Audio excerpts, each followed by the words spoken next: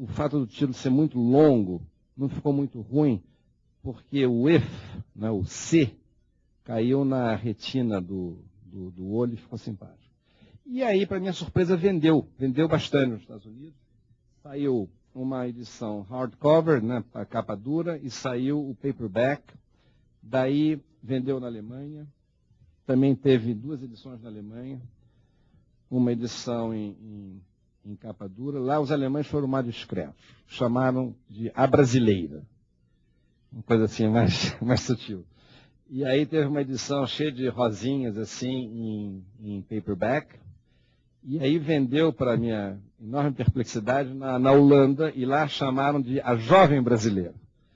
Com isso, eu tenho uma certa expectativa de que quando chegar à França será a Lolita brasileira e assim por diante. Então, esse foi meu grande, digamos, sucesso, entre aspas, meu único livro que teve no circuito internacional, mas que teve boas críticas em todos os jornais americanos, em bons jornais alemães, e isso me tornou, digamos, bancável, entre aspas, para os editores brasileiros. Eu passei a ser uma pessoa que tinha, digamos, tido esse êxito, que, enfim, era uma pessoa que poderia, quem sabe, ter uma carreira literária séria. E com isso eu me atrevi a seguir adiante e escrevi um livro de contos que foi lançado pela Companhia das Letras e que se chama O Livro das Pequenas Infidelidades, que está cumprindo esse mês 10 anos. E foi por isso que a editora Record resolveu relançar o livro junto com o livro Histórias Mirabolantes de Amores Clandestinos, que é esse que está sendo lançado hoje. Então, o livro das Pequenas Infidelidades, a ideia da Record é que os temas um pouco que se costuram, muito embora 10 anos separam os 2 livros, os temas têm a ver com traição, em certo sentido, com perda, com decepções, não necessariamente relações homem-mulher, mas também a perda de ideais, também a perda da própria vida, de modo que essas temáticas estão entrelaçadas. Eu diria que o Histórias Mirabolantes é um livro mais denso, porque, evidentemente, eu tenho 10 anos a mais, eu amadureci, eu vivi uma série de coisas, e essas coisas deixam traços, né, quando não deixam cicatrizes. Então, são apenas 8 contos, mas são contos comparativamente mais densos. Enquanto que o livro das Pequenas Infidelidades são 25 contos mais curtinhos.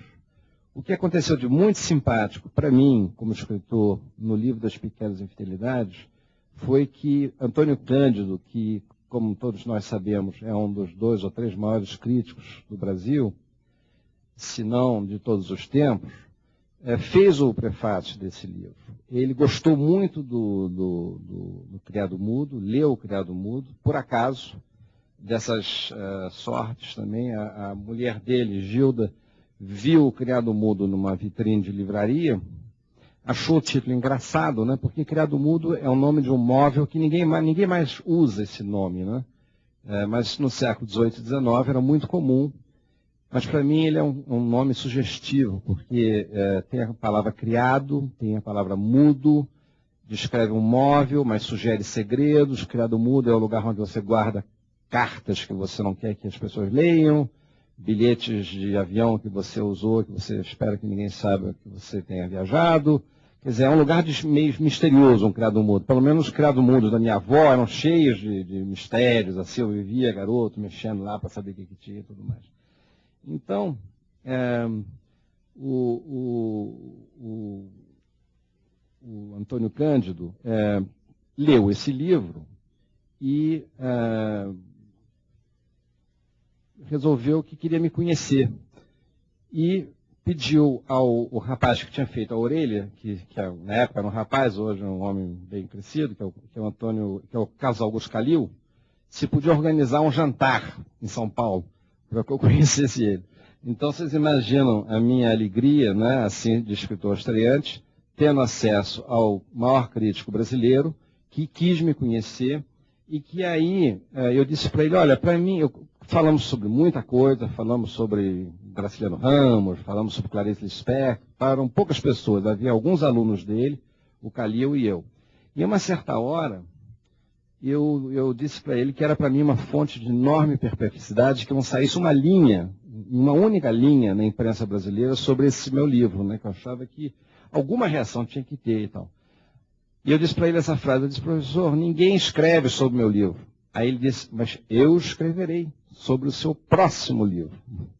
O livro próximo não existia ainda. Então, e foi então o livro das Pequenas Infidelidades. E aí ele cumpriu a palavra, fez um prefácio que está reproduzido nessa edição que está sendo relançada aqui hoje. Mas eu não quero, enfim, falar de todos os meus livros, a única coisa que é interessante, talvez, como característica, é que a minha obra é muito simétrica. Eu escrevi 3 romances, 3 livros de contos e uma novela, no sentido inglês da palavra, de romance curto, uma novela, né? Sem essa aqui, que tem 100 páginas. Então, eu estou muito assim, equilibrado entre os 2 gêneros. Eu raramente sei, quando eu começo uma história, se ela vai ficar nos limites de um conto ou se ela vai se expandir e partir para as dimensões de um romance. É claro que, aos poucos, a coisa vai acontecendo e se é para ser um romance, a própria forma, a engenharia da história ganha os requisitos próprios de um romance. Se, ao contrário, fica no nível do conto, o desafio é um pouco maior, porque eu considero, pessoalmente, o conto ainda mais complicado de escrever do que romance, pela necessidade de, num espaço comparativamente curto, você manter harmoniosamente a carga narrativa do que você está descrevendo. O romance te permite uma certa gordura. E até os grandes romancistas, se você olhar com muito cuidado, com uma boa lupa, você verá que aqui e ali, em algum momento, há uma gordura. O conto que tem a gordura já representa uma vulnerabilidade, acho eu. E se vocês quiserem ir ao extremo de um poema, por exemplo, todos nós sabemos que uma palavra a mais ou a menos num verso pode arruinar um poema. Então, essa é um pouco a comparação que eu faço, né? Quer dizer, a densidade do conto como um grande desafio e o espaço magnífico do romance. Você pode se espalhar, mas você também tem liberdades que podem custar caro, né? Se você se excede nessas grandes planícies do romance.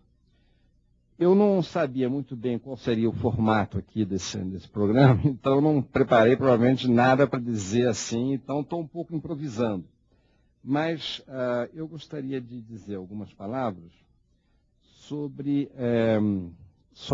a força que o cinema teve para mim como uma influência como escritor. Eu, antes de fazer a carreira diplomática, eu fui um pouco jornalista, né? Trabalhei em Correio da Manhã, trabalhei no O Jornal, no Rio de Janeiro, e fui crítico de cinema. E tive a chance de estudar um pouco de cinema e fiz 3 curta-metragens. Quer dizer, fiz 2 curta-metragens, participei de um 3º curta-metragem. E sempre tive o desejo, né, de todo curta-metragista, de dar o grande salto e de fazer um longa-metragem. Nunca consegui, mas o desejo de contar uma história ficou comigo. E isso é uma coisa muito curiosa, porque eu tenho certeza que essa relativa frustração de não ter conseguido fazer uma longa-metragem ficou dentro de mim durante muitos anos. E quando eu fui fazer o tal continho para o Eduardo Schorel, cineasta, amigo meu, de repente houve uma fusão da frustração do cineasta com a descoberta do escritor. Foi isso que aconteceu. Eu me mergulhei naquela história e O Criado Mudo, para quem conhece, é um livro onde acontecem milhões de peripécias,